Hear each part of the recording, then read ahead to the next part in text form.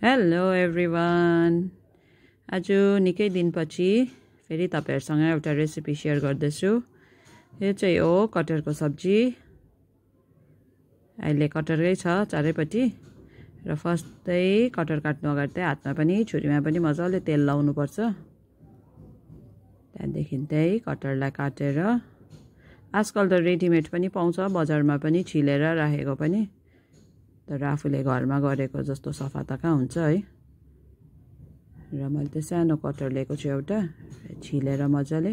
यो बिचको पोर्सन त कसैले खान्छ, मलाई चाहिँ अलिक मन पर्दैन, त्यही भएर म चाहिँ त्यो चाहिँ फ्याँक्छु। यसरी सबै कटहर काटेर रेडी भयो। अब चाहिँ यसलाई मजाले पानीमा धुनुपर्छ। त्यसपछि चाहिँ नुन हल्दी मिक्स गरेर यसलाई साइडमा राखिदिउँ एकछिनको लागि। त्यहाँदेखि चाहिँ एउटा कराईमा तोरीको तेल गरम गर्यो र तेल गरम भएपछि चाहिँ यो कटहर अलिअलि हाल्दै यसलाई मजाले डिप फ्राई गर्नुपर्छ। त्यहाँदेखि यसरी मजाले फ्राई गरेर ब्राउन कलर भएपछि चाहिँ यसलाई निकाल्यो एक साइडमा। र सेम कराईमा चाहिँ मैले हालेँ 2-3 वटा तेजपत्ता, अलिकति जिरा, अलैँची, ल्वाङ र दालचिनी।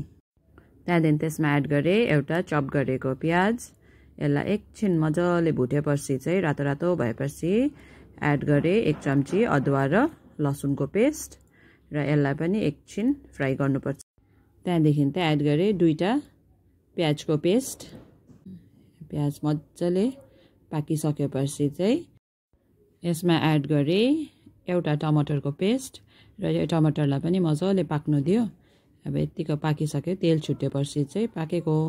त्यहाँदेखि चाहिँ मसला 1 चम्ची जिरा पाउडर, 1 चम्ची धनियाँ पाउडर, अलिकति हल्दी पाउडर, यो चाहिँ तिखा लालो र अलिकति कश्मिरी चिली पाउडर मसला हालेर यसलाई मजाले छिटो छिटो चलाउनु पर्छ नजलोस् भनेर। त्यहाँदेखि अलिकति पानी हालेर चाहिँ यो मसलालाई एकछिन पाक्नु दिनुपर्छ, यतिकै 2 मिनट जति। त्यहाँदेखि नुन एड गर्यो। नुन एड गरेर चाहिँ त्यहाँदेखि फ्राई गरेर राखेको कटहर हालेर चाहिँ मजाले यसलाई चलाइदिनुपर्छ ताकि सबै जग्गा मसला मिक्स होस्।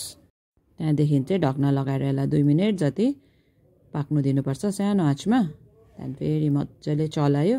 त्यहाँदेखि चाहिँ पानी हालेर फेरि ढक्ना लगाएर चाहिँ यसलाई पाक्नुको लागि छोडिदिनुपर्छ। यति बेला चाहिँ बिचबिचमा चलाउनुपर्छ। यो पाक्नु चाहिँ लाग्छ टाइम, 8-10 मिनट लाग्छ।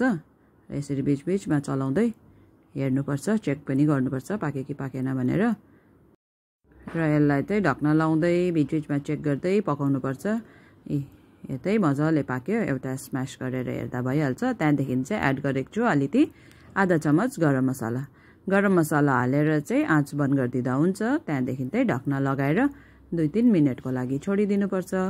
र रेडी भयो कटहरको सब्जी। कटहरको सब्जी चाहिँ मैले यो काँचै छिलेर पकाएको थिएँ। यसलाई उसिनेर छिल्दा पनि सजिलो हुन्छ र काँचो पकाएको र उसिनेर छिलेर पकाएको टेस्ट चाहिँ डिफ्रेन्ट हुन्छ। रेसिपी मन पर्यो भने चाहिँ लाइक, शेयर, कमेन्ट पनि गरिदिनुहोस्। Thank you for watching.